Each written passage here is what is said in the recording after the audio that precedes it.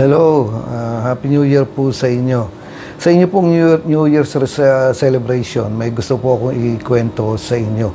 Alam niyo po, hindi naman kailangan ng diablo yung buong buhay mo, yung isang kapiranggot lang. At may ikwento po ako sa inyo. Meron pong isang tao na ang hirap-hirap niya, pero bigla siyang pinamanahan ng isang napakaganda at napakamahal na bahay. Ang halaga po nitong bahay na to ay 100 million pesos. No, parang sa mga Corinthian Gardens, ganun. Kasi riyan, hindi ka pwedeng magtayo riyan ng less than 100 million. Ang limitasyon riyan ay kung may lupa ka riyan at magpapatayo ka ng bahay, kailangan 100 million pataas. At ito pong taong ito ay pinamanahan ng isang napakamahal na bahay at napakagandang bahay. Ngayon, dahil sa sobrang ganda nito, merong isang mayaman tao nakakita ng bahay na to at inoperan niya itong may-ari na bilhin itong bahay. Ngayon, ayaw pumayag nung may-ari. Sabi niya, pinamana sa akin ito. Bagong buhay ko na to. Bagong simula ko na to. Hindi ito magyayari ng basta-basta lang. Talagang ako ay pinagpala kaya binigay sa akin ito. Kaya hindi ko bebenta. Ngayon, doon sa doon sa pagtanggi niya, kinulit siya ng kinulit, inoperan siya ng pabor, inoperan siya ng kung ano-ano. Basta maibigay lang sa kanya, maipagbenta lang sa kanya yung bahay dahil ang ganda nga. Ngayon, hindi pa rin siya pumayag na ibigay yung bahay. Ngayon, ang ginawa po nitong mayaman na tao, nag-offer siya ng kakaibang offer na weirdo nga, na nagulat ngayon yung may-ari ng bahay. Bakit itong offer? Ano nga ba yung offer? Ang offer po ay sabi niya, sige, hindi ko na bibilhin yung buong bahay mo. Ipagbili mo na lang sa akin yung isang pako dyan sa bahay mo. Anong pako yun? Yung pako na ipapako mo sa pader pagkatapos may pagsasabitan ka, yun na lang ang ibenta mo sa akin. No, isang maliit na space lang doon sa dingding mo na pagpapakuan, yun lang.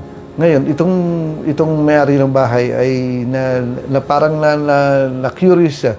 Ano namang masama rito? Ano namang ikasasama kung pagbibili ko sa kanya? Tinanong niya, magkano mo bibilin? Ang sabi po nung mayaman na tao, bibilin ko ng 1 milyon yung isang pako na yon. Kaya ang ginawa po nitong may-ari, sabi niya, sige, mukhang wala namang mangyayaring masama, wala namang harm kung ibenta ko sa isang pako na yon. E di, nagbentahan po sila. Pumayag siya na ibigay yung maliit na space na yon na pagpapakuan ng isang pako. Pagkaraan po ng ilang linggo, hindi na nagbalik itong mayaman. Bigla, pagkaraan po ng ilang buwan, biglang dumating itong bumibili, yung bumibili nung pako na yon, meron siyang daladalang isang sako na punong-puno ng karni ng baboy.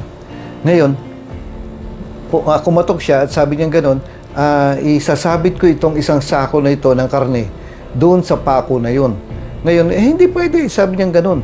Hindi ako papayag na ipasok mo yung sako na yun, na dumi-dumi, mabubulok yan dito. Ngayon, sabi niya, hindi pwede kasi pumayag ka na ibenta sa akin yung maliit na space na yan, yung maliit na pako na yan. Kaya wala pong magawa itong may-ari, pinapasok niya yung mayaman at isinabit yung isang sako na punong-puno ng karne. Pagkaraan po ng mga isang linggo, nagsimula ng mabulok yung mga karne. Pagkaraan po ng 2 linggo, umalingasaw na yung bulok na karne. Pagkaraan po ng 1 buwan, yung buong bahay ay napuno na ng baho. No? Excuse me po, magkakainan pa naman tayo mamaya. No, napuno na ng stench, napuno na ng odor, nung amoy, noong nabubulok na karne. Hanggang sa dumating ang time, ito pong may-ari ng bahay ay napilitan ng umalis doon sa bahay. Bakit? Kasi magulo na, mabaho na, bulok na, at kumbaga na-infection na yung buong bahay dahil doon sa maliit na space na binigay niya. Alam niyo mga kapatid, hindi naman kailangan ng diablo ang buong bahay mo. Ang kailangan niya ay maliit na space lang sa iyo. Yung space na hindi mo mapatawad tong taong ito. Yung lugar na sasabihin mo, minsan lang naman.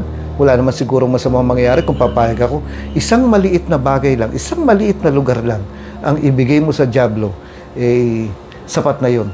Hindi po niya kailangan ng buong buhay mo, ang kailangan niya maliit lang na space sa buhay mo. No, alam niyo mga kapatid, ngayong taon, iwanan na natin lahat yan. I-surrender na natin lahat yan. Ibigay na natin sa Panginoon yan. Kung meron pang hindi ka pa na isusuko sa buhay mo ngayong taon, ibigay na natin sa Panginoon. Dahil ang gusto po ng dyablo, maliit lang na parte ng buhay mo. Ang gusto ng Diyos ay buong buhay mo. Sa bagong taon na to, huwag nating bigyan ng lugar ang dyablo sa buhay natin. Yan po nakalagay sa Ephesians. Sabi niya, give no place to the devil.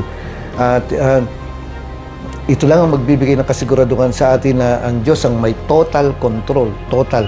Kaya yung mga maliliit na hindi mo mapatawad, hindi mo makalimutan, yung mga lihim na mga bagay na alam mong mali, bitawan mo na yan. Ipagkatiwala mo na sa Panginoon yan at mabuhay ka sa pag-ibig, mabuhay ka sa pag-asa.